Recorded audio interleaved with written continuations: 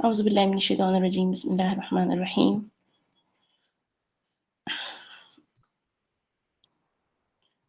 اللہ اکبر کبیرہ والحمد للہ کثیرہ وسبحان اللہ بکرۃ واسیلہ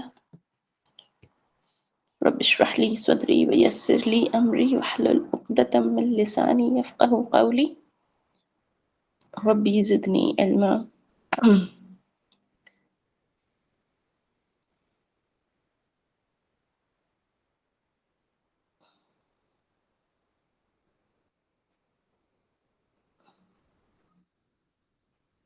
آج میری آواز تھوڑی سی ڈسٹرب ہے تو ایڈجسٹ کیجیے گا۔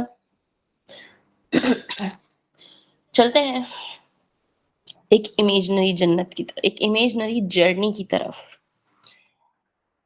جب ہم نے ان سیشنز کا آغاز کیا تھا آج سے کچھ وقت پہلے، تب بھی ہم نے ایک امیجنری ٹرپ ٹو جنہ کیا تھا، لیکن آج کا ٹرپ ایک کتاب کی عکاسی ہے، کسی اور کی تحریر ہے جسے ہم پڑھیں گے، محسوس کریں گے اور سوچیں گے کہ ہمیں اس سے بہتر جنت چاہیے۔ تو اس جنت کے لیے تھوڑی کوششیں بھی کریں گے، اور جو آنے والا مہینہ ہے وہ تو جنت کمانے کا سپر ڈپر آفر والا مہینہ ہے، جہاں آپ کے اعمال کا ثواب جو ہے، اجر جو ہے، وہ 70 گنا تک بڑھا دیا جاتا ہے۔ تو یہ تو بہترین موقع ہے جب ہم جنت کے لیے کوشش کر سکتے ہیں، جب ہم خود کو بدلنے کی کوشش کر سکتے ہیں، جب ہم اپنے اوپر کام کر سکتے ہیں۔ آنے والا مہینہ صرف ایک مہینہ نہیں ہے، آنے والا رمضان، ماہ رمضان صرف روزوں کا مہینہ نہیں ہے، یہ ایک منتھ آف ڈسپلین ہے جو ہمیں سکھاتا ہے کہ زندگی کیسے گزارنی ہے، آپ نے اپنے نفس پہ کیسے قابو پانا ہے، آپ نے اپنے دل کے ہاتھوں مجبور ہو کے برائی کی طرف نہیں بڑھنا۔ یہ ماہ رمضان آپ کی ٹریننگ کا مہینہ ہے، یہ 30 ڈیز کی ٹریننگ کا مہینہ ہے جو آپ کو ایک بہتر ورژن بنا سکتا ہے۔ انشاءاللہ کمنگ ڈیز میں اس پہ ایک سیشن کریں گے، لیکن آج A journey beyond imagination، ایسی جنت کا سفر جو ہمارے خیالات میں ہے، اور جو حقیقی جنت ہے وہ ہمارے خیالات سے بہت بہتر ہوگی۔ چلتے ہیں عبداللہ اور صالح کی کہانی کی طرف۔ عبداللہ اور صالح، کون ہے یہ عبداللہ اور صالح؟ تو عبداللہ صاحب بڑے نیک بندے تھے۔ ان کا جب انتقال ہوا اور وہ اپنی قبر میں پہنچے تو ان کو صالح کی صورت میں ایک دوست ملا۔ صالح کون؟ ان کے اعمال صالح، کیونکہ وہ نیک بندے تھے، اچھے کام کیا کرتے تھے، تو قبر میں ان کو ساتھی ملا جس کا نام صالح تھا، جو حقیقتاً ان کے نیک اعمال تھے، کیونکہ قبر میں انسان کو وہی ملے گا جو وہ یہاں کرے گا۔ اگر تو وہ برے اعمال کرے گا تو اسے وہاں پہ بہت برا ساتھی ملے گا، اور یہ حدیث سے ثابت ہے۔ اور اگر وہ اچھے اعمال کرے گا تو اسے ایک خوبصورت ساتھی ملے گا، ایک خوبصورت سمجھنے والا سپورٹو فرینڈ، جو یہاں پہ عبداللہ صاحب کو صالح کی صورت میں ملا۔ عبداللہ صاحب تمام منازل طے کرتے ہوئے، حساب کتاب کا معاملہ طے کرتے ہوئے، قبر کا حساب، حشر کا حساب، تمام حسابات کو طے کرتے ہوئے اب جنت میں انٹری کرنے والے ہیں۔ کیسے ہوگی ان کی انٹری جنت میں؟ آئیں سنتے ہیں انہی کی زبانی۔ عبداللہ صاحب کچھ یوں بتاتے ہیں کہ ہم نے جہنم کی کھائی کو بہت اطمینان اور آرام سے عبور کیا تھا، یعنی کہ وہ جنت کی طرف گامزن ہے، جنت کی طرف جا رہے ہیں۔ غور سے سنیے گا، یہ وہی جنت کی ایک عکاسی ہے جو ہمیں چاہیے۔ ہاں، جنت 100% ایسی نہیں ہوگی، کیونکہ جنت تو وہ ہے جسے نہ کسی آنکھ نے دیکھا، نہ کسی کان نے سنا، اور نہ کسی نے سوچا۔ جنت ہماری سوچ سے کہیں زیادہ بڑھ کے ہوگی، لیکن یہاں ایک سوچ کی عکاسی کی گئی ہے، اسے سمجھتے ہیں۔ عبداللہ صاحب جنت کی طرف جا رہے تھے، انہوں نے جہنم کی کھائی کو عبور کرتے ہوئے جنت کی طرف چل پڑے۔ انہوں نے دیکھا تو ان کے پیچھے دور دور تک روشنیوں کا ایک قافلہ تھا جو بلند آواز سے دعا پڑھتے ہوئے ان کے پیچھے چلا آ رہا تھا۔ جس کی روشنی جتنی زیادہ تیز تھی وہ اتنی ہی آسانی کے ساتھ اس کھائی کو عبور کر رہا تھا۔ 2 منٹ رک کے سوچیں، وہ کون سی دعا تھی جو آپ کو یاد کرنے کو دی گئی تھی، جس سے آپ کے نور میں اضافہ ہوگا؟ وہ دعا جس میں ہم اپنے آنکھ، کان، اپنے دل، اپنے بال، اپنے جسم کے ہر حصے کے لیے نور مانگ رہے ہیں، وہ دعا جو ہمیں نبی کریم صلی اللہ علیہ وآلہ وسلم نے سکھائی. کسی کو یاد ہے وہ دعا کا نام کیا ہے؟ جب ہم پولیس رات سے گزر رہے ہوں گے تو ہمیں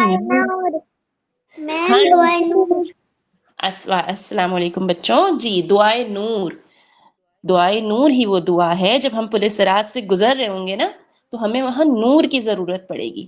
وہ کہتے ہیں نا جب اندھیرا ہو جاتا ہے تو ٹارچ لائٹ کی روشنی میں ہم جاتے ہیں. اب ٹارچ لائٹ جتنا چارج ہوگی یا اس کی بیٹری جتنی ہوگی وہ اتنی لائٹ دے گی نا.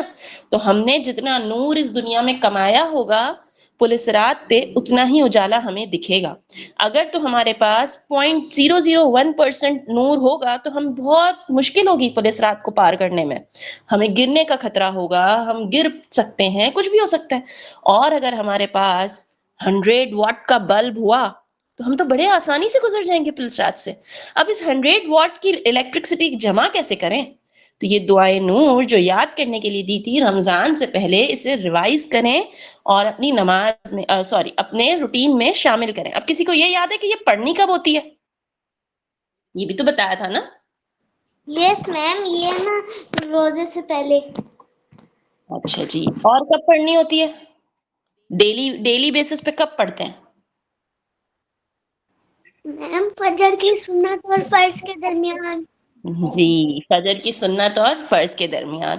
اور جو لڑکے مسجد کی طرف جاتے ہیں تو وضو کر کے مسجد جانے تک یعنی کہ مسجد کے راستے میں یہ دعا پڑھنی ہوتی ہے. اور ہم لیڈیز جب ہم وضو کر کے اپنی جائے نماز تک آتے ہیں تب بھی ہم یہ دعا پڑھتے ہوئے یہاں آئیں تاکہ ہم دن میں کم سے کم بھی 5 مرتبہ اس دعا کو پڑھ لیں.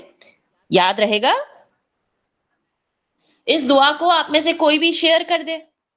بختاور آپ کے ہاں بختاور کے نمبر پہ میں نے ابھی حال میں ہی شیئر کی تھی نا آپ کے مما کے نمبر پہ, آپ اسی کو شیئر کر دینا بختاور, ٹھیک ہے؟ اور پھر اس کے بعد سب یہ دعا یاد کر کے اپنی وائس بھیجیں گے, ٹھیک ہے بچوں؟ اب چلتے ہیں آگے. یہ تو نور کی بات ہو گئی کہ پولیس رات پہ 100 واٹ کا بلب چاہیے تو پھر کام بھی ایسے کرنے پڑیں گے تاکہ ہم آسانی سے پولیس رات کو کراس کر کے جلدی سے جنت کی طرف بھاگ سکیں. بھائی اب ویٹ تھوڑی ہوگا. آگے چلتے ہیں. عبداللہ صاحب کہتے ہیں کہ سامنے دروازے بنے ہوئے تھے جن سے جنت کا منظر صاف نظر آ رہا تھا. جنت کے نگراں اہل جنت پر سلامتی بھیج کر خوش آمدید کہتے اور جواب میں اہل جنت اللہ کی حمد بجا لاتے. پھر وہ چلتے ہوئے عرش الہی کے قریب پہنچ گئے. کوئی بات نہیں عمر, آپ کو جب ٹھیک ہو جائے پھر آپ ہے نا سینڈ کر دیجیے گا, ٹھیک ہے؟ یا آپ بختاور کو سنا دیجیے گا, بختاور مجھے اپڈیٹ کر دیں گی. اب عبداللہ صاحب جو ہے وہ جنت کی طرف تھے, جنت کے دروازے تک پہنچے. فرشتوں نے انہیں ویلکم کیا. ویلکم کرنے کے بعد انہوں نے دیکھا کہ ان کے بالکل سامنے عرش الہی ہے اور وہ چلتے چلتے اس کے بالکل قریب پہنچ گئے. یہ روشنی اور نور کا ایک سیلاب تھا جس کی حقیقت کو الفاظ میں بیان کرنا ممکن نہ تھا. یہاں پہنچ کر اپنی روشنی عرش کی روشنی کے سامنے بے نور ہو گئی اور عرش پہ فرشتوں کی قطاریں تھیں جو مؤدبانہ انداز میں ہاتھ باندھے الحمدللہ رب العالمین کا نغمہ جاں فضا بلند کر رہے تھے. ہم بالکل قریب پہنچے تو میں نے دیکھا کہ فرشتوں نے اپنے بیچ سے جگہ چھوڑ رکھی ہے جس سے گزر کر لوگ لائن سے عرش کے نیچے سے داخل ہو رہے ہیں. ہم قریب پہنچے تو آواز آئی, میرے بندوں تمہیں خوش آمدید, تم آج ختم نہ ہونے والی بادشاہی میں داخل ہو رہے ہو. اپنے رب کی سلامتی میں تم ہمیشہ کے لیے داخل ہو جاؤ. اچھا جی, ایک دعا ہے, بڑی اچھی دعا ہے, مجھے یاد دلائیے گا, میں وہ بھیجوں گی, جس میں ہم وہ دعا کرتے ہیں کہ اللہ تعالیٰ ان 70,000 لوگوں میں ہمیں شامل فرما جو بلا حساب کتاب جنت میں داخل ہو جائیں گے. بہت پیاری دعا ہے, اسے اپنے سجدوں میں بھی مانگ سکتے ہیں ہم, اسے ہم صبح شام کے اذکار میں بھی مانگ سکتے ہیں, جب دل کرے تب مانگ سکتے ہیں. مجھے یاد دلائیے گا, یہ دعا بھی میں آپ کے ساتھ شیئر کروں گی, ٹھیک ہے؟ آمین. اللہ تعالیٰ ہم سب کو ان لوگوں میں شامل کرے جو بنا حساب کتاب کے جنت میں داخل ہوں گے. عبداللہ صاحب کو کچھ یہ ہوا کہ فرشتوں سے گزر کر وہ آگے بڑھے تو صالح جو ان کے ساتھ تھا سوالیہ انداز میں دیکھا اور وضاحت کرتے ہوئے کہا کہ جنت کا راستہ عرش کے نیچے سے ہو کر داہنے طرف مڑ کر آئے گا, سیدھے طرف. مگر ہم عرش کے نیچے کیوں جا رہے ہیں, وہ پوچھتا ہے. عبداللہ صاحب بڑے کنفیوز تھے. صالح تو فرشتہ تھا, وہ تو جانتا تھا. عبداللہ صاحب نے اس سے پوچھا, آخر ہم عرش کے نیچے سے کیوں جا رہے ہیں بھائی؟ تو صالح کہتا ہے, تم ہر بات وقت سے پہلے سمجھنا چاہتے ہو.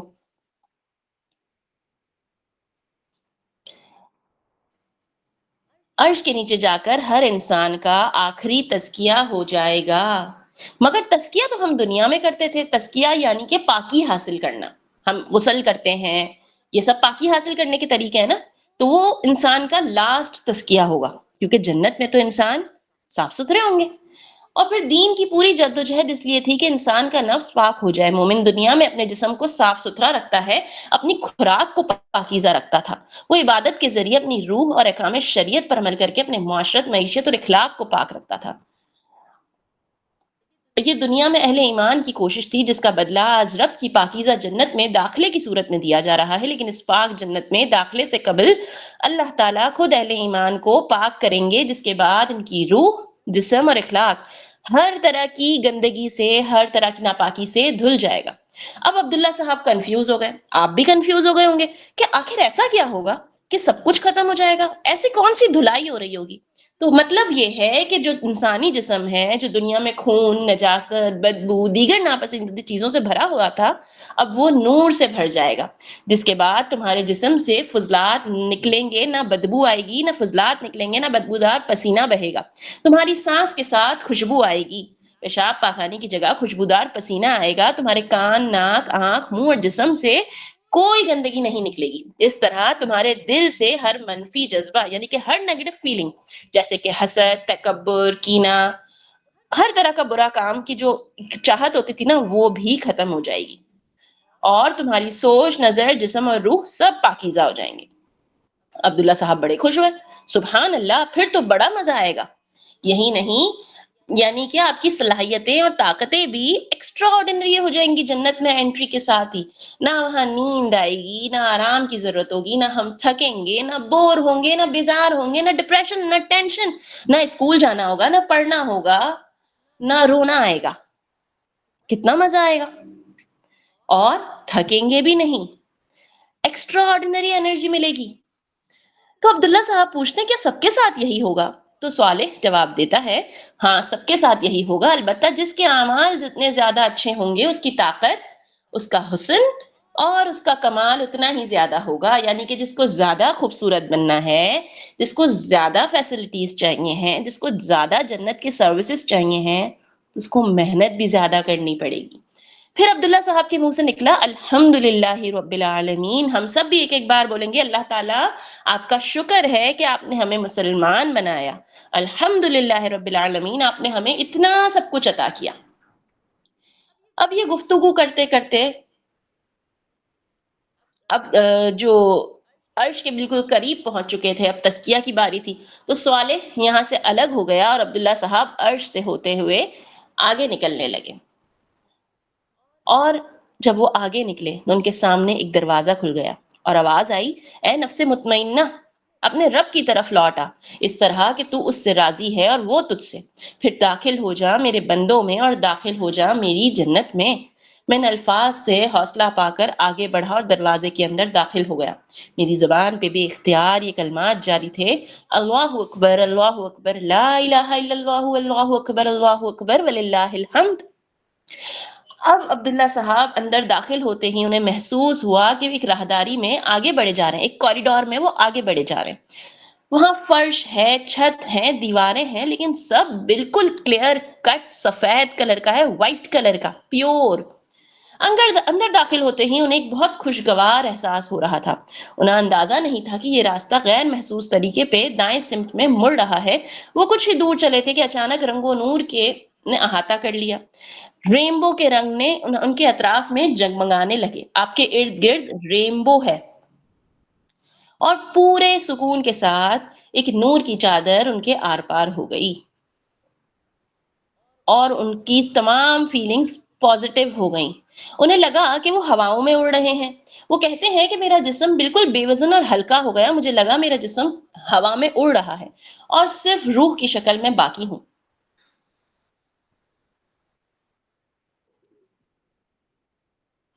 انہیں لگ رہا تھا، کہتے ہیں مجھے لگ رہا تھا کہ میں بدل کر کچھ سے کچھ ہو چکا ہوں. قوت، طاقت، سکون، اطمینان، اعتماد، ایک ناقابل بیان کیفیت تھی جس میں وہ چلے جا رہے تھے. اچانک انہیں ٹھہرنا پڑا. ان کے سامنے ایک ایسا مقام تھا جہاں سے 8 راستے نکلتے تھے.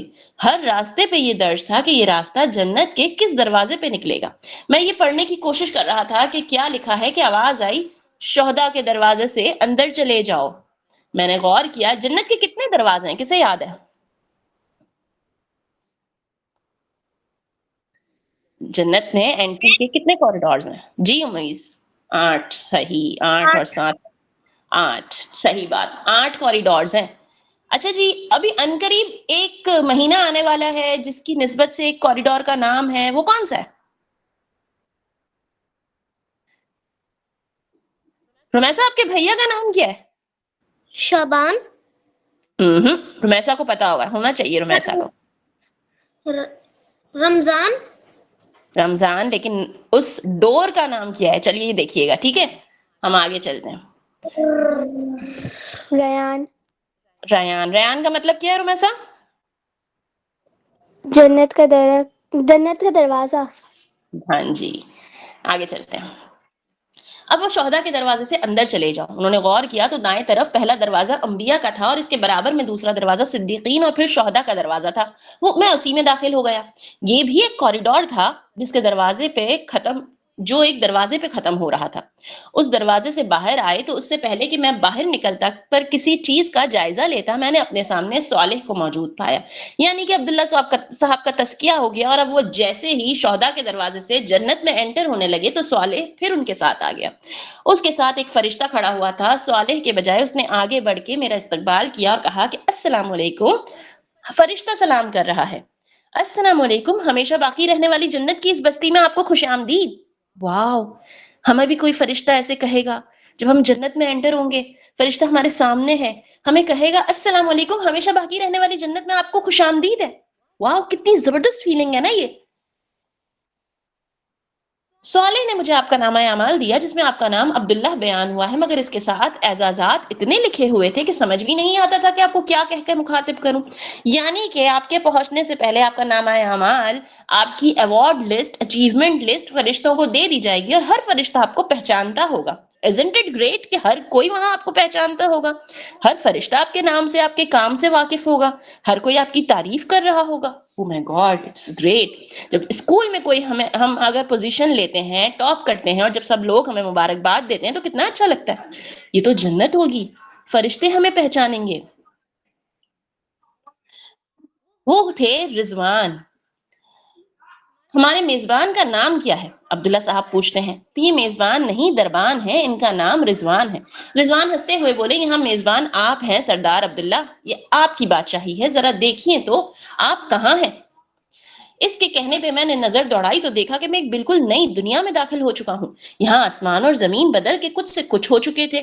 نئے آسمان اور نئی زمین پہ مشتمل ایک ایسی دنیا تھی جہاں یقیناً سب کچھ تھا، مگر اس کے حسن یعنی کہ اس کی بیوٹی اور اس کی پرفیکٹنس بیان کرنے کے لیے ان کے پاس الفاظ ہی نہیں تھے. میں زندگی بھر ایک قادر الکلام شخص رہا، یعنی کہ ان کے پاس الفاظ نہیں تھے کہ وہ اس جگہ کی خوبصورتی کو کیسے بیان کرتے. اور پھر صالح میری بے خودی دیکھ کے بولا سردار عبداللہ، بے خود ہونے کے لیے بھی بہت کچھ ہے، بہتر ہے آپ اپنی منزل کی طرف چلیے. رضوان نے ایک راستے کی طرف اشارہ کرتے ہوئے کہا چلیے، آپ کی رہائش گاہ کا علاقہ اس سمت میں ہے، یعنی کہ میرا ایریا. یہاں عبداللہ صاحب کے ایریا کی بات ہو رہی ہے. ہم آگے بڑھے. ایک دبیس سرخ رنگ کا قالین اس راستے میں بچھا ہوا تھا.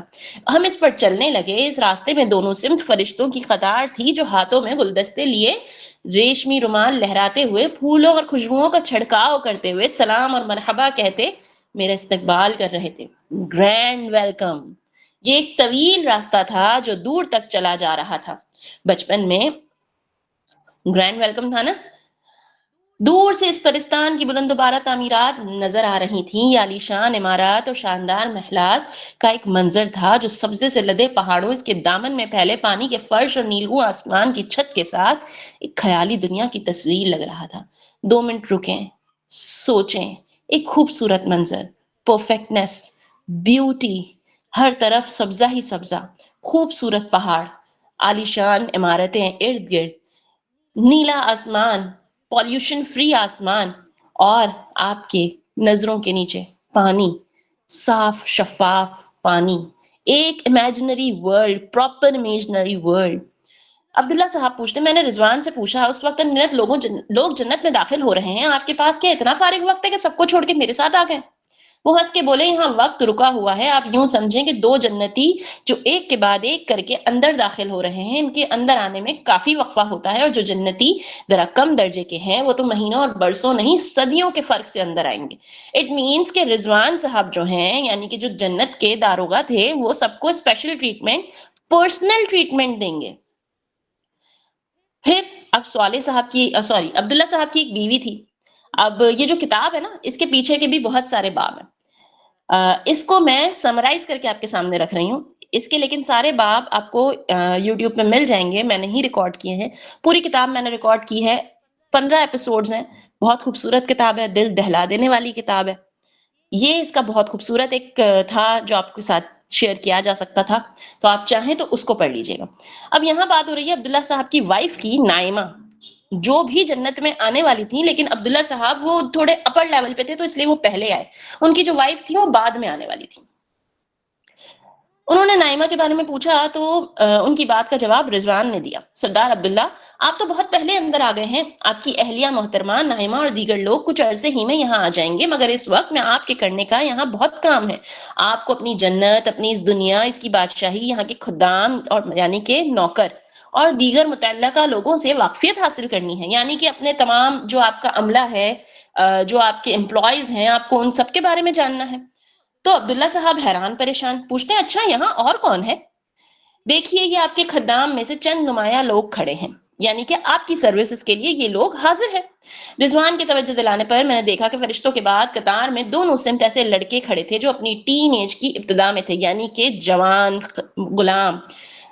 انہیں اندازہ ہو گیا کہ یہ غلمان ہیں اور یہی وہ لڑکے ہیں جن کے لیے قرآن نے موتیوں کی اصطلاح استعمال کی تھی. یہ واقعتاً ایسے ہی تھے، بلکہ شاید موتیوں سے بھی زیادہ صاف، شفاف اور چمکتے ہوئے. مجھے اندازہ ہوا کہ قرآن مجید نے جن حقائق کا بیان کرنے کی ذمہ داری اٹھائی تھی، انسانی زبانیں ان کے بیان کے لیے تشبیہات اور استعاروں کا کتنا مختصر سرمایہ اپنے اندر لیے ہوئی تھی.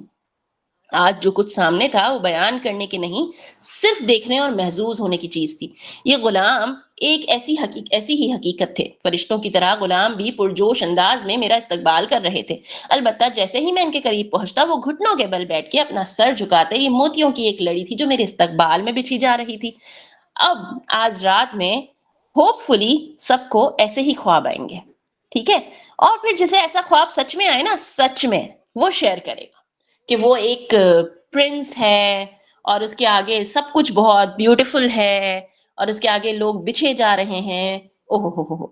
پھر قطار جب کافی طویل ہو گئی تو صالح سے کہا کہ بھائی یہ نمایاں لوگ ہی اتنی تعداد میں ہیں، تو کل مطلب اتنے زیادہ لوگ تھے کہ وہ تو کہہ رہی ہیں اتنے سارے لوگ صرف میری ایک کی سروس کے لیے. او مائی گاڈ، یہاں تو ہمیں ایک میڈ رکھنی ہوتی ہے تو اسے ہمیں اتنے سارے پیسے دینے پڑتے ہیں، اور جنت میں ہمیں اتنے سارے سرونٹس ملیں گے کہ مجھے کچھ کام ہی نہیں کرنا پڑے گا. تو صالح جواب دیتا ہے کہ آپ زمین سے آسمانوں تک پھیلی ہوئی ایک عظیم بادشاہی کے سربراہ ہیں. ان گنت کام ہیں جو آپ کو اس نئی زندگی میں اللہ تعالیٰ کی طرف سے دیے جائیں گے اور آپ ان کاموں کے لیے ان سرونٹس کو یوز کر سکیں گے. تو گویا جنت بھی عیش و فراغت کی جگہ نہیں ہے، یہاں بھی کام کرنا ہوگا. تو صالح کہتا ہے آپ بے فکر رہیں، یا کام مشقت نہیں عیش ہوگا. باقی جس عیش و فراغت کو لوگ دنیا میں ڈھونڈتے ہیں اس کی بھی یہاں کوئی کمی نہیں ہے. مگر یہ کام ہوگا کیا؟ میں تو یہ جانتا ہوں کہ آپ نے بادشاہی میں پیش آنے والے مسائل کے بغیر بادشاہی کرنی ہے. باقی اصل حقیقت تو صرف اللہ تعالیٰ جانتے ہیں، اور وہ دربار کے دن یہ ساری باتیں آپ کو براہ راست خود بتا دیں گے. ہم کچھ دور اور چلے تو صالح نے کہا اب حوریں آ رہی ہیں. حوروں کے بارے میں تو سب کو ہی پتا ہوگا کہ حوریں کیسی ہوتی ہیں، حوریں کہاں رہتی ہیں، حوریں کن کو ملیں گی. تو صالح کے اس جملے کے ساتھ ہی مجھے حوروں کے بارے میں حوروں کے بارے میں کی گئی بات یاد آ گئی،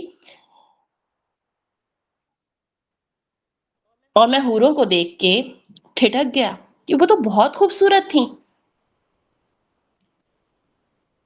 اور انہوں نے بھی قدموں کو راحت پہنچانے کے لیے، یعنی انہوں نے بھی عبداللہ صاحب کا ویلکم کیا. بڑی خوبصورت لباس، بہت خوبصورت حوریں، اور بڑی خوبصورت انداز میں عبداللہ صاحب کا ویلکم ہوئے جا رہا ہے ابھی تک.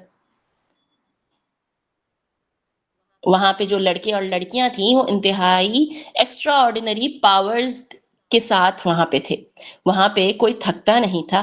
یہ لوگ آپ کے حکم پر زمین و آسمان ایک کر دینے کی صلاحیت رکھتے ہیں. یہ الگ بات ہے کہ آپ سے اتنی محبت کرتے ہیں کہ آپ کا چھوٹے سے چھوٹا کام بھی کریں گے.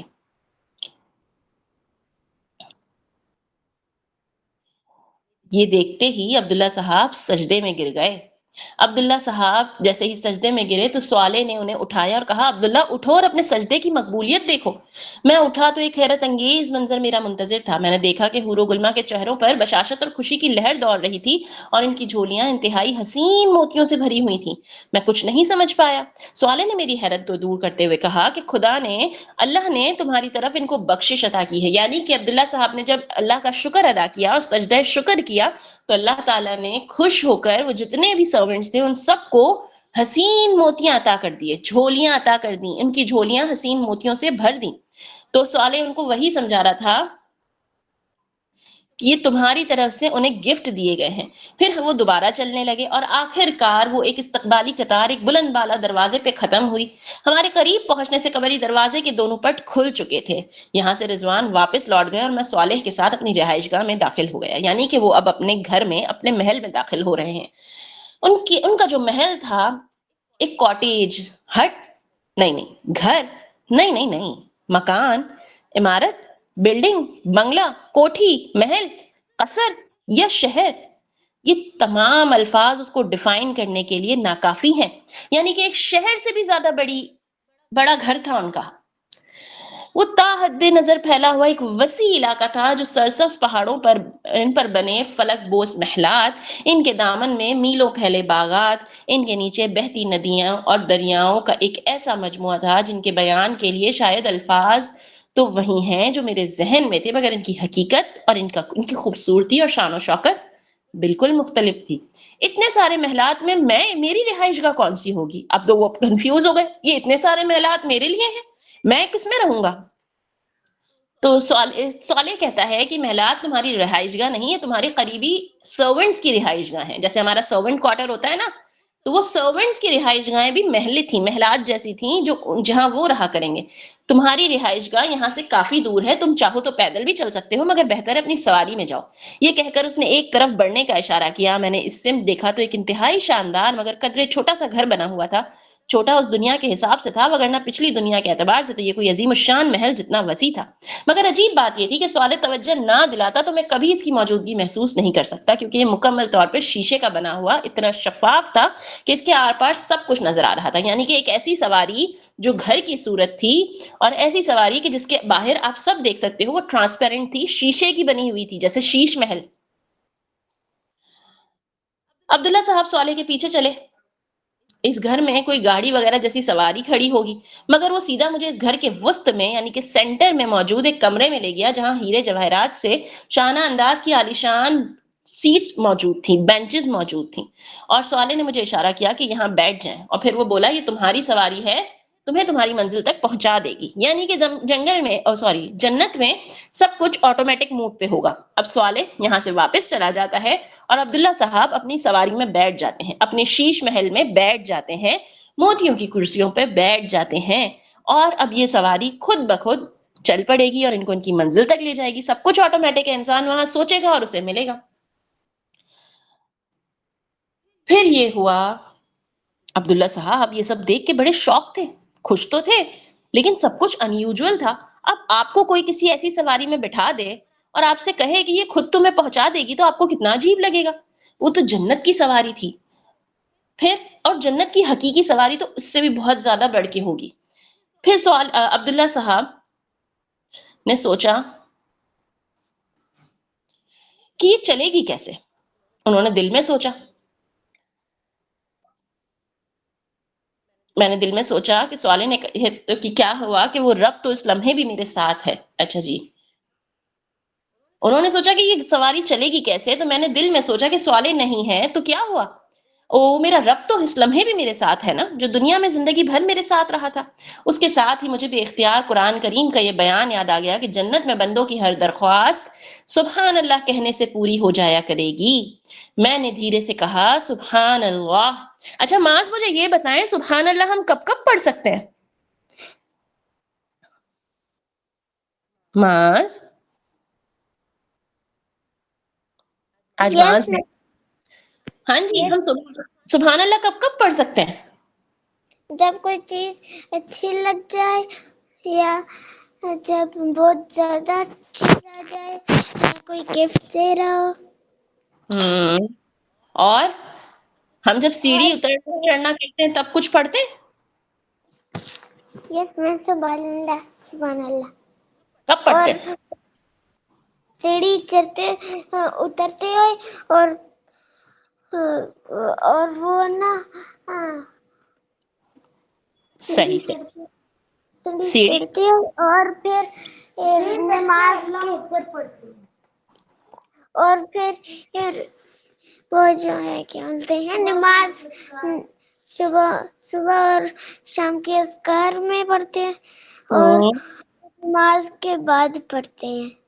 ہاں جی نماز کے بعد پڑھتے ہیں، ہر فرض نماز کے بعد صبح شام کے اذکار میں، اور سیڑھی اترتے ہوئے سبحان اللہ پڑھتے ہیں، اور سیڑھی چڑھتے ہوئے اللہ اکبر پڑھتے ہیں. اچھا سواری میں بیٹھنے کی دعا کس کو آتی ہے؟ میم مجھے آتی ہے. نام سے سبحان اللہ جی سخر لنا هذا وما كنا له مقرنين وإنا إلى ربنا لمنقلبون. بسم اللہ توکلت علی اللہ لا حول ولا قوة إلا باللہ. ٹھیک ہے چلیں.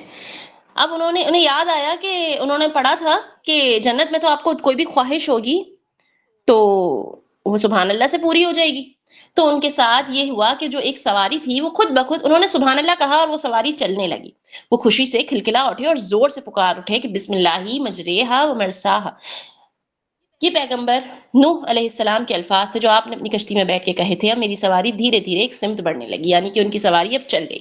وہ خاموشی سے سر ٹکا کے نیچے پھیلے ہوئے حسین مناظر سے خوش ہونے لگے. دھیرے دھیرے اڑ رہا تھا وہ گھر. انہیں محسوس ہو رہا تھا کہ شام کا دھندلا پن پھیلنے لگا ہے، شام ہونے لگی ہے، اور کچھ ہی دیر میں ہر طرف مکمل تاریکی چھا گئی، اور اس کے ساتھ ہی شیشے کا یہ گرد گھر کا کلر چینج ہو گیا اور اس میں لائٹس جل گئیں. اندھیرے میں ان کا سفر جاری تھا. باہر دور تک گہری تاریکی چھائی ہوئی تھی، مگر اس اندھیرے میں انہیں کوئی ڈر نہیں تھا کیونکہ وہ تو جنت میں تھے نا. اب وہ اپنے گھر کی طرف جا رہے تھے.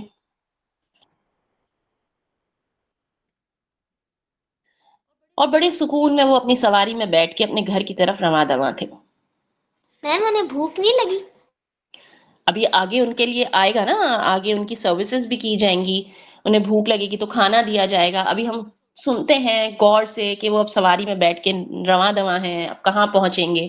اس بیچ میں شاید وہ جہنم کا بھی دیکھنا چاہیں تو ہم دیکھتے ہیں وہ کیا کرتے ہیں. ٹھیک ہے چلیں. میرے دل میں خواہش، وہ عبداللہ صاحب کہتے ہیں میرے دل میں خواہش پیدا ہوئی کہ کیا ہی اچھا ہو کہ میں نیچے کا منظر روشنی میں دیکھ سکوں. اذان ہو رہی ہے. اچھا جی چلیں ٹھیک ہے، اذان ہو رہی ہے تو ہم رک جاتے ہیں 2 منٹ، ہم کنٹینیو کرتے ہیں ایسے. اذان کا جواب دے دیا آپ لوگوں نے. اب عبداللہ صاحب اپنی سواری پہ سوار تھے. اب سواری جب اوپر گئی، اندھیرا ہو گیا، اندر لائٹس جل گئی، تو عبداللہ صاحب نے سوچا یار مجھے نیچے کا بھی منظر دیکھنا چاہیے. میں یہاں بیٹھے بیٹھے کیوں صرف ایسے ہی بیٹھا رہوں، بیکار بیٹھوں، تو میں نیچے کا منظر دیکھتا ہوں. تو انہوں نے دل میں خواہش پیدا ہوئی کہ کیا ہی اچھا ہو کہ میں نیچے کا منظر روشنی میں دیکھ سکوں. تو انہوں نے سبحان اللہ کہا، جس کے ساتھ ہی اندھیرا ہٹ گیا اور نیچے انہیں وسیع و عریض پھیلا ہوا ایک سرسبز و شاداب میدان نظر آیا جس میں سنگ مرمر کا ایک سفید پہاڑ نظر آ رہا تھا. یہ کسی پہاڑی سلسلے کا کوئی حصہ نہیں بلکہ تنہا اور یکتا سنگ مرمر کا ایک بلند ٹیلا تھا.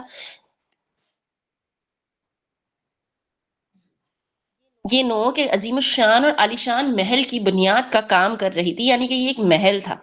میدانوں میں ایسے پہاڑ کی اتنی باریک چوٹی اور چوٹی کے سہارے کھڑے ایسے محل حقیقت میں نہیں موجود ہوا کرتے، مگر وہ پچھلی دنیا کی باتیں تھیں. اب تو آزمائش اور طبی قوانین کو وہ سابقہ دنیا ختم ہو چکی تھی، یعنی کہ جو اس دنیا میں پاسبل نہیں تھا وہ سب جنت میں پاسبل ہوگا اور مل سکے گا. یہاں وہ بتا رہے تھے کہ پہاڑ کی ایک چوٹی پہ، پیک آف دی ماؤنٹین پہ ایک محل بنا ہوا تھا. سوچیں پیک آف دی ماؤنٹین پہ کوئی محل کیسے کھڑا رہ سکتا ہے؟ اس دنیا میں تو نہیں رہ سکتا، لیکن جنت میں تو رہ سکتا ہے. جب زمین کا انتظام خدا کے فرشتوں نے سنبھال کر ہر ناممکن کو ممکن کر دیا ہے، ایک ایسی دنیا بنا دی جس کی تاریکی ہر خوف اور خاموشی اور ہر اندیشے سے پاک ہے، جس کا اندھیرا روشنیوں کا حصہ ہے. اور پھر میری خواہش پر ایک دفعہ پھر تاریکی چھا چکی تھی، یعنی کہ اب انہوں نے سوچا اب میں نے بہت دیکھ لیا، اب بھلے اندھیرا ہو جائے. پھر اندھیرے میں انہیں خیال آیا کہ کچھ اہل جہنم کا حال بھی دیکھتے ہیں. اب دل تھام لیجئے گا، اب وہ اہل جہنم کا حال دیکھنے والے ہیں اور ہم پڑھنے والے ہیں. انہوں نے سبحان اللہ کہا اور اس کے ساتھ ہی ان کے لیفٹ کی طرف نیچے کی سمت ایک اسکرین نمودار ہو گئی. اس پر جو منظر نمودار ہوا وہ بے حد دہشت ناک تھا، ہاربل. یہ جہنم کا منظر تھا، خوفناک. فرشتے بھڑکتی ہوئی آنکھ سے بدہیبت اور بد شکل انسانوں کو گھسیٹ گھسیٹ کے باہر نکال رہے تھے. ان کے گلوں میں توق تھے، ہاتھ پاؤں میں بھاری اور نوکیلی زنجیریں بندھی ہوئی تھیں. ان کے چہرے کا گوشت آگ میں جھلس چکا تھا. ان کے جسم پر تارکول کا بنا ہوا لباس تھا جس سے سلگتی آگ ان کے گوشت کو جلا رہی تھی. وہ شدت تکلیف کے مارے چیخ رہے تھے، رو رو کر اللہ سے فریاد کر رہے تھے کہ انہیں ایک دفعہ دنیا کی زندگی میں جانے کا موقع دیا جائے، پھر وہ کبھی ظلم، کفر اور ناانصافی کے قریب بھی نہیں پھٹکیں گے. مگر وہاں چیخنا، رونا اور دانت پیسنا سب بے سود تھا. ہم نے پڑھا تھا نا سورہ ملک کی آیت نمبر 6 سے 11 تک کیا ہوگا وہاں جہنمیوں کا حال. انشاءاللہ بہت جلد ہم سورہ ملک ریپیٹ کریں گے ورڈ ٹو ورڈ اینالیسس کے ساتھ. فزکس کا مطلب فزکس کہاں تھا بچہ؟ میں نے فزکس بولا نہیں، کہیں پہ بھی فزکس تو نہیں آیا تھا. یہاں پہ تارکول کا بنا ہوا لباس آیا تھا تو مجھے لگا وہ شاید آپ کو سمجھ نہیں آیا. تو تارکول کا بنا ہوا لباس وہ ایسی دھات ہوتی ہے جو گرم ہو جاتی ہے، اس کی وجہ سے ان کے جسم پہ کہ گوشت جل رہا تھا. اب فزکس میں نے کہاں پڑھا مجھے نہیں پتا. آپ پھٹکیں گے بولا تھا میں نے.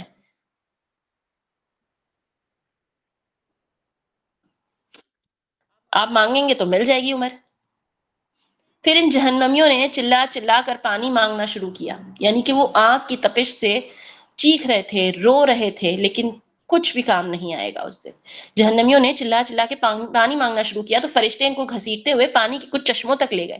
یہاں ابلتے پانی سے بھاپ اٹھ رہی تھی، مگر یہ جہنمی اتنے پیاسے تھے کہ اس پانی کو پینے پہ مجبور تھے. وہ کھولتے ہوئے پانی کو پیتے اور چیختے جا رہے تھے اور اس پانی سے منہ ہٹاتے، مگر کچھ ہی دیر میں اتنی شدید پیاس لگتی کہ پھر جانوروں کی طرح اسی پانی کو پینے پہ خود کو مجبور پاتے. اس عمل کے نتیجے میں ان کے چہروں کی کھال اتر گئی اور ان کے ہونٹ نیچے تک لٹک گئے تھے. یہ منظر دیکھ کر میں نے بے اختیار اللہ کی پناہ مانگی. اعوذ باللہ، اللہم انی اعوذ بک من عذاب جہنم، اللہم انی اعوذ بک من عذاب جہنم، اللہم انی اعوذ بک من عذاب جہنم.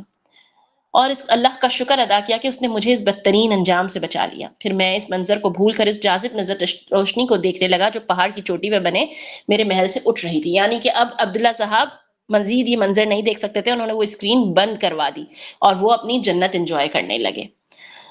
آج میں ایک چیز سن رہی تھی، ابھی ہم نے جہنم کا تذکرہ پڑھا تو اس کا مفہوم میں آپ کو بتاتی ہوں کہ جہنم وہ جگہ ہوگی جہاں اللہ کی رحمت نہیں ہوگی.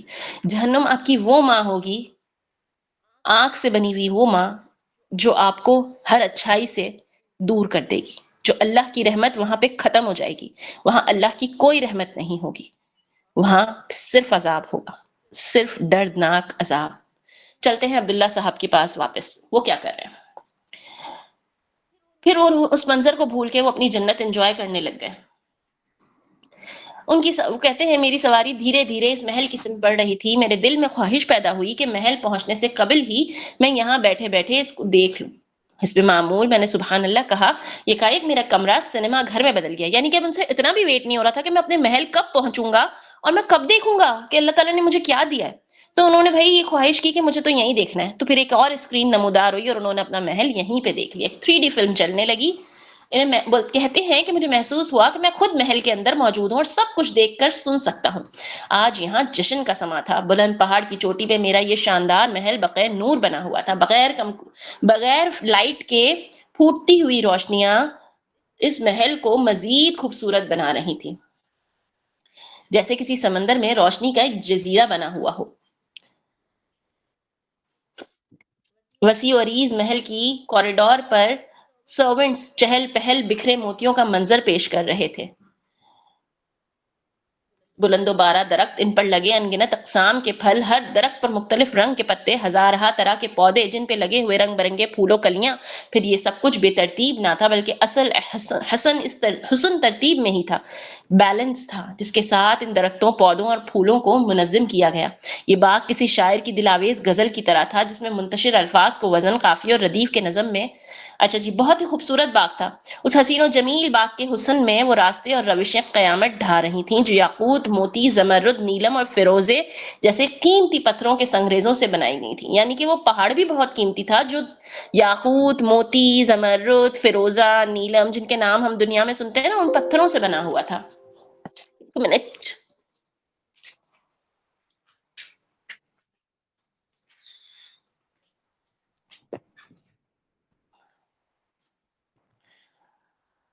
اس پر مزید وہ نہریں تھیں جو باغ کے درمیان بہتی ہوئی آنکھوں کو خوشی بخش رہی تھیں اور کانوں کو بھی اچھی لگ رہی تھیں. ان نہروں میں کسی میں سفید دودھ، کسی میں جھاگ اڑاتا بے آمیز پانی، کسی میں شہد کی موجیں روا تھیں. ہر نہر سے ایک منفرد خوشبو اٹھ رہی تھی جو قریب جانے والے کو اچھا محسوس کرواتی تھی. نہروں کے ساتھ اور درختوں کے نیچے جگہ جگہ بیٹھنے والوں کے لیے ہیروں اور جواہرات سے جڑے ہوئے تخت، انگلش میں کیا کہیں گے تخت کو ہم، آئی ڈونٹ نو، ہم لائک چائے وائے پینے جاتے ہیں تو تخت پہ بیٹھتے ہیں نا، وہ جو ایک بوٹ کی طرح ہوتا ہے جس پہ بیٹھ کے ہم کھانا بھی کھا سکتے ہیں، تو اسی طریقے کے ہوں گے تخت، لیکن وہ ہیروں اور جواہرات سے بنے ہوئے ہوں گے. شاہی نشست ہوگی، آرام دہ تکیے رکھے ہوئے ہوں گے. قرآن میں ہمیں بار بار ملتا ہے نا کہ آرام دہ تکیے، مہنگے لباس، ریشمی لباس اور سونے کے کنگن، یہ سب ہوگا. بہت خوبصورت، ہم نے سورہ انسان میں پڑھا تھا نا، بہت خوبصورت برتن، کراکری بھی بہت خوبصورت ہوگی. پھر خوبصورت راستوں، دلکش نہروں، خوش رنگ پھولوں، خوش نما پتوں اور خوش ذائقہ پھلوں کے نذرانے پیش کرتا ہوا یہ باغ چاروں طرف سے کھلا ہوا تھا. یہاں گہری مگر خوشگوار کھنکی چھائی ہوئی تھی. یعنی کہ بڑا کوئی پیارا سا باغ تھا. ایک سمت میں ایک جگماتی ہوئی روشنی تھی جو آہستہ آہستہ حرکت کرتے ہوئے محل کی سمت بڑھ رہی تھی. مجھے معلوم ہو گیا کہ یہ دراصل میری ہی سواری تھی جسے خدا نے قدرت سے اندر بیٹھا ہونے کے باوجود میں باہر سے محل کی طرف بڑھتا ہوا دیکھ رہا تھا. باغ کے ایک حصے میں نے صالح کو بیٹھے ہوئے دیکھا، یعنی کہ اب عبداللہ صاحب اپنی محل میں لینڈ کر گئے ہیں. ان کی سواری، ان کا پلین وہاں پہ لینڈ کر گیا اور انہیں صالح صاحب واپس مل گئے ہیں. وہ جس جگہ بیٹھا ہوا تھا وہ غالباً باغ کا خوبصورت ترین حصہ تھا. یہاں سے نیچے دوڑانے پہ ایک حسین شام نظر آتی تو ارد گرد ایک مہکتی اور چمکتی ہوئی شب کا منظر تھا. نیچے اگر دریا بہ رہے تھے تو اوپر درختوں کے پھلوں سے لدی ڈالیاں تھیں جو اشارہ پا کر نیچے آنے اور من پسند میووں کا نذرانہ پیش کرنے کے لیے بے قرار تھیں. کچھ سرونٹس ایک کونے پہ پرندوں اور جانوروں کا گوشت لیں جے مویز، اب کھانا آ گیا، ٹھیک ہے، اب غور سے سنیں، کھانا کھائیں گے. یہ پرندوں اور جانوروں کا گوشت سلگتی انگیٹھیوں پہ بھون رہے تھے، باربیکیو کر رہے تھے. بھائی ایک خوبصورت گارڈن جس میں طرح طرح کے پھل تھے، نہریں بہ رہی تھیں دودھ کی، شہد کی، اور وہ پھل بھی ایسے تھے کہ درختوں کو بس حکم دو اور وہ نیچے آ جاتے تھے اور ہم پھل توڑ کے کھا سکتے تھے. اور پھر وہاں پہ فرشتے ہمارے لیے باربیکیو کر رہے ہیں. او ہو کیا ہی بات ہے، ذائقہ بھی بڑا اچھا، خوشبو بھی بڑی اچھی، کھانے والوں کی بھوک کو کبھی بجھنے ہی نہیں دے. ساتھ ہی شیشے سے زیادہ شفاف مگر کہاں گیا چاندی کے بنے ہوئے پیالوں میں انہیں لکوڈ سرو کیا جا رہا تھا، just like a cold drink, کوئی مشروب، کوئی بہت اچھا سا ٹیسٹی سا مشروب سرو کیا جا رہا تھا بڑے اچھے لگژریس کراکری کے اندر، چاندی کی کراکری کے اندر. کہیں پہ ہم نے یہ بھی پڑھا تھا کہ چاندی کی جو سلور ہوتا ہے نا، اس کی ایسی کراکری ہوگی جو ٹرانسپیرنٹ ہوگی، شیشے کی طرح ہوگی. اب ہم صرف سوچ ہی سکتے ہیں کہ وہ کتنی خوبصورت ہوگی. اس انتظار میں محل گرم ہو اور وہ ساقی گری کی خدمت سے اپنے مالک کے چاندی تو نہیں ہوتا ٹرانسپیرنٹ تو ہیرا ہوتا ہے. لیکن یہ تو دنیاوی سلور ہے نا موئز، دنیا میں چاندی ٹرانسپیرنٹ نہیں ہوتا. اب وہاں پہ چاندی اور شیشے کا کون سا ایک مکسچر ہوگا ہم نہیں جانتے، تو کچھ تو ڈفرینٹ ہوگا. وہاں تو سب کچھ ہی ڈفرینٹ ہوگا. یہاں کی چاندی تو نارمل سی ہے، سلور کلر کی ہے جسٹ، ہے نا. وہاں کی چاندی تو اسپیشل ہوگی نا. پھر انہیں کہتے ہیں کہ مجھے احساس ہوا کہ یہ سب کچھ میرے لیے اجنبی نہیں ہے. مجھے یاد آیا کہ میں برزخ کی زندگی میں ان مناظر کو دیکھ چکا تھا، جو ایام برزخ ان کا گزر چکا تھا. یہ اس کی بات کر رہے ہیں.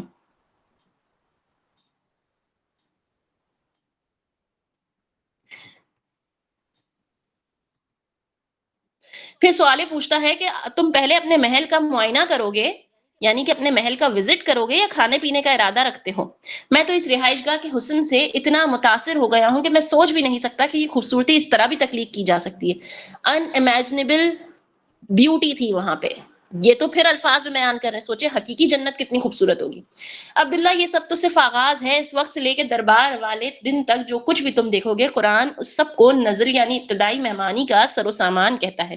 یعنی کہ جو یہاں پہ انہوں نے پیش کیا ہے یہ ارلی مہمان ہاسپٹیلٹی کا سب کچھ ہے، یہ ارلی ہاسپٹیلٹی ہے. جو اب ان کو جو ایک دائمی محل ملے گا وہ تو پھر الگ ہوگا. جو کچھ اس کے بعد ملے گا وہ تو نہ کسی کان نے سنا، نہ کسی آنکھ نے دیکھا، اور نہ کسی دل پر کبھی اس کا خیال گزرا. تم ٹھیک کہتے ہو، یہ باتیں قرآن و حدیث میں بیان ہوئی تھی، مگر جنت اس سے مختلف ہے جو نقشہ قرآن مجید میں بیان ہوا ہے. میرا مطلب ہے کہ اس بیان سے کہیں زیادہ خوبصورت جگہ ہے. اس کا سبب یہ ہے کہ جنت کا قرآن میں ذکر نزول قرآن کے وقت اہل عرب کے ذہنوں میں پائے جانے والے عیش و عشرت کے اعلیٰ نمونے کے پس منظر میں ہوا تھا.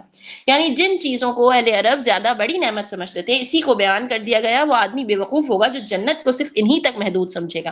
یعنی کہ اگر ہم قرآن اور حدیث میں جنت کے بارے میں پڑھتے ہیں اور ہم سوچتے ہیں کہ جنت صرف اتنی ہی ہوگی تو ہم بے وقوف ہیں، کیونکہ جنت اس سے بہت زیادہ بڑھ کے ہوگی، بہت زیادہ خوبصورت، بہت زیادہ بڑی، بہت زیادہ لگژریز، بہت زیادہ سب کچھ، بہت زیادہ اوور لمٹ. دنیا میں ہر چیز بیلنس میں اچھی لگتی ہے، لیکن جنت میں ہر چیز ابو دی بیلنس ہوگی. تم صحیح کہتے ہو. اسی طرح بہت سی چیزیں تم ابھی اور دیکھو گے. خیر یہ بتاؤ اب کیا ارادہ ہے؟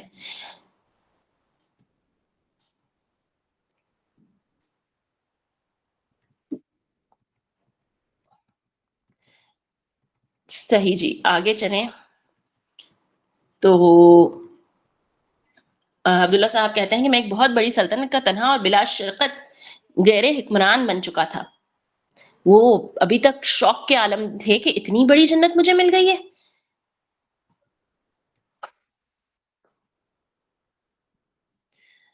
یہاں پہ اہل جنت میں دو کلاسز تھیں، ایک عوام اور دوسرے خاص، یعنی کہ ایک وی آئی پی پیپلز اور ایک کامن پیپلز.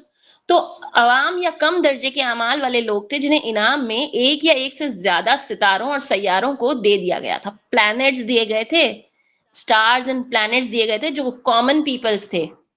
اور اب یہ ستارے آگ اور اندھیرے کا مسکن نہیں تھے، بلکہ حسین جنتوں اور پرفضا وادیوں میں بدل چکے تھے. اور جو وی آئی پی جنت کے حکمران تھے ان کو پہلے شہداء اور صدیقین تھے، ان میں شہداء اور صدیقین تھے، ان میں اربوں خربوں اسٹارز اور پلانٹس شامل تھے، گیلیکسیز شامل تھیں جو ان کی حکومت میں تھیں. اور وہ ایک ایسی ہی حکومت کے حکمران تھے. اور ان سے اوپر انبیاء کرام کی جنتیں تھیں، ان کی انگنت کہکشاؤں اور مشتمل جنتیں تھیں، اور بھی زیادہ بڑی. انبیاء کی جنتیں وی آئی پی جنتیں ہوں گی.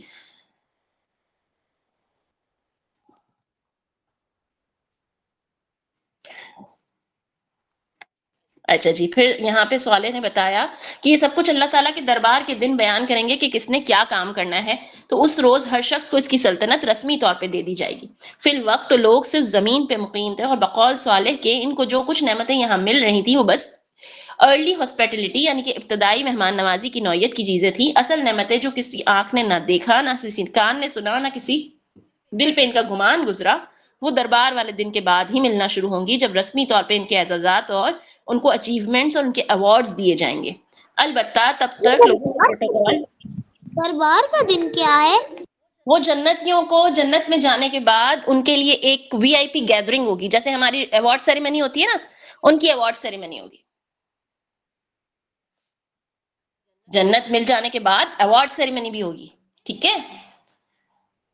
اور اس سے پہلے لوگوں کو پروٹوکول اور ان کی حیثیت کے مطابق ہی دیا جا رہا تھا. اس پروٹوکول کا اظہار مجالس دعوتوں میں ہوتا جو اہل جنت آپس میں، اب اس سے پہلے یعنی کہ ایوارڈ سیریمنی کے دن سے پہلے جو جنتی ہوں گے وہ آپس میں ایک دوسرے کو دعوتیں کریں گے، ایک دوسرے کو، جیسے ہمیں معاذ نے کہا تھا نا کہ میں آپ سب کو بلاؤں گا، میں پورے 1,24,000 پیغمبروں کو اپنے محل میں دعوت کروں گا. تو ہم یہ تب سب کی دعوت کر سکتے ہیں. تو معاذ اس دعوت میں ہمیں ضرور بلائیے گا، ٹھیک ہے؟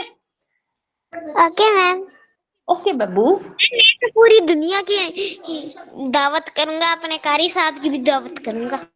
ہاں نا، تو ٹھیک، اچھی بات ہے نا، سب کو بلائیے گا. میں بھی. اوکے. یہ جنت کی ابتدائی زندگی تھی. میں ابو عبیدہ کو بھی بلاؤں گا اپنی دعوت پہ. میں اس میں یہاں پہ ان کی ملاقات عبداللہ کی ملاقات ان کے والدین سے بھی ہوئی، اور پھر بعد میں ان کے بچے بھی اس جنت میں مطلب بچے جب جنت میں آئے، بچے ان کی بیوی جب جنت میں آئی، پھر ان کا گیٹ ٹوگیدر ہوا، اور پھر اس کے بعد وہ سب مل کے مارکیٹ گئے. تو جو جنت کی مارکیٹ تھی وہاں پہ بھی دو طرح کی مارکیٹس تھیں. ایک وی آئی پی سیکٹر تھا جہاں پہ کامن پیپلز کو الاؤ نہیں تھا کہ وہ جاتے، اور ایک کامن پیپل کی مارکیٹ تھی. تو جو وی آئی پی سیکٹر کی مارکیٹ تھی، اب عبداللہ صاحب اپنے بیوی بچوں کے ساتھ، اب بچوں نے جنت میں آنے کے کہا کہ ہم تو اپنی ماما بابا کی شادی کرانا چاہتے ہیں. تو بچوں نے کہا کہ ہمیں شاپنگ کرنی ہے. تو پھر عبداللہ صاحب اپنے بچوں کو لے کے شاپنگ کے لیے نکل گئے. شاپنگ کے لیے نکلے، وہ جنت کی مارکیٹ گئے. جنت کی مارکیٹ گئے تو بچے نے چیزیں پسند کی، لیکن بچوں کو تو وی آئی پی سیکٹر کی سہولیات نہیں تھی، تو ان کو وہ فرشتے نے نہیں دیا. تو پھر عبداللہ صاحب نے جب کہا کہ یہ میرے بچے ہیں تو انہیں دے دو، میں شاپنگ کروانے لایا ہوں، تو پھر بچوں کو وہ مل گیا جو انہیں چاہیے تھا. یعنی کہ عبداللہ صاحب وی آئی پی سیکٹر کے جنتی تھے، اور باقی کے جو لوگ تھے وہ کامن پیپلز تھے. تو وی آئی پی سیکٹر کی مارکیٹ کامن پیپل کی مارکیٹ سے بہت زیادہ ڈفرینٹ تھی. اس طریقے سے یہ جنت کا ایک تعارف تھا، ایک تعارف خوبصورت جنت کا، ایک تعارف ہماری امیجنیشن کا. جنت اس سے کہیں بڑھ کے ہے. جنت بہت خوبصورت ہوگی، لیکن اس جنت تک جانے کا راستہ بہت طویل ہے، بہت جدوجہد درکار ہے، کوشش کرنی ہے. رمضان سر پر ہے، ہم اپنی جنتیں کما سکتے ہیں. یہاں میں دو سوال ہے میں وہ پوچھنا چاہتی ہوں. سب سے پہلا سوال میں معاذ سے پوچھوں گی. معاذ، مجھے ایک کنفیوژن ہے، آپ میری ہیلپ کریں گے؟ یس میم. ماں، مجھے جنت میں ہے نا درخت لگانا ہے، میں کیسے لگاؤں؟ آپ مجھے ڈھونڈ کے بتائیے گا نا حدیث سے، مجھے وائس کیجیے گا، ٹھیک ہے؟ کر پائیں گے؟ مجھے جنت میں درخت لگانا ہے، مجھے سمجھ ہی نہیں آ رہا میں کیا کروں. میم مجھے پتا ہے. ماں ڈھونڈ پائیں گے؟ میم تسبیح فاطمہ پڑھیں. اوکے، آپ ہے نا میرے ساتھ وہ حدیث شیئر کیجیے گا جس حدیث میں لکھا ہوا ہو نا کہ جنت میں درخت لگانے کے لیے آپ نے یہ کرنا ہوگا. آپ میرے ساتھ وہ حدیث شیئر کریں گے، ٹھیک ہے؟ اور باقی سب یہ دیکھیں گے کہ جنت میں گھر کیسے خریدنا ہے. بھائی جنت میں ہم نے پلاٹ بکنگ کرانے کے بعد اس پلاٹ کو سجانا بھی تو ہے نا، تو درخت کیسے لگانا ہے یہ بھی دیکھنا ہے. پلاٹ خریدنے کے بعد اس پہ گھر کیسے بنانا ہے وہ بھی دیکھنا ہے. تو باقی سب یہ دیکھیں گے کہ جنت میں ہمیں گھر کیسے بنانا ہے. باقی یہ کہانی عبداللہ اور صالح کی یہاں پہ ختم ہوئی. ہم نے یہ سفر کیا. اب آپ لوگ یہ بتا سکتے ہیں کہ آپ کو یہ سفر کیسا لگا، آپ نے کیا محسوس کیا. تو آپ لوگ شیئر کر سکتے ہو آپ نے کیا محسوس کیا. کوئی بتانا چاہے گا؟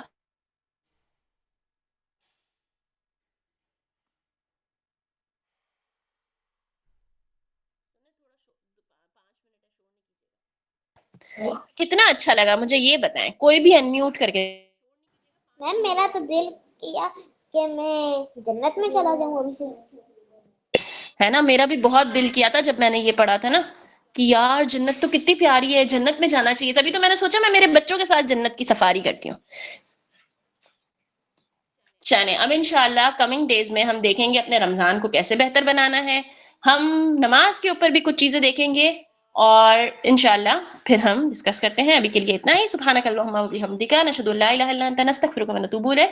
اللہم انی اسألک الجنۃ الفردوس الاعلی. جب بھی جنت کی دعا مانگیں، جنت الفردوس کی دعا مانگیں. ہر نماز کے تشہد میں دعا مانگیں کہ اللہم انی اسألک الجنۃ الفردوس الاعلی، اور جہنم اور دجال سے پناہ مانگیں، کیونکہ نبی کریم صلی اللہ علیہ وسلم کی حدیث ہے کہ تشہد میں ہم نے یہ دعا مانگنی ہے. اللہم انی اعوذ بک من عذاب جہنم ومن عذاب القبر ومن فتنة المحیا والممات ومن شر فتنة المسیح الدجال واعوذ بک من الماثم والمغرم. یہ تشہد میں مانگنی ہے. ہماری اپ کمنگ میرا پڑھنا اللہ کے لیے ہے. یہ اس کا نام. ایک منٹ. السلام علیکم ورحمۃ اللہ وبرکاتہ.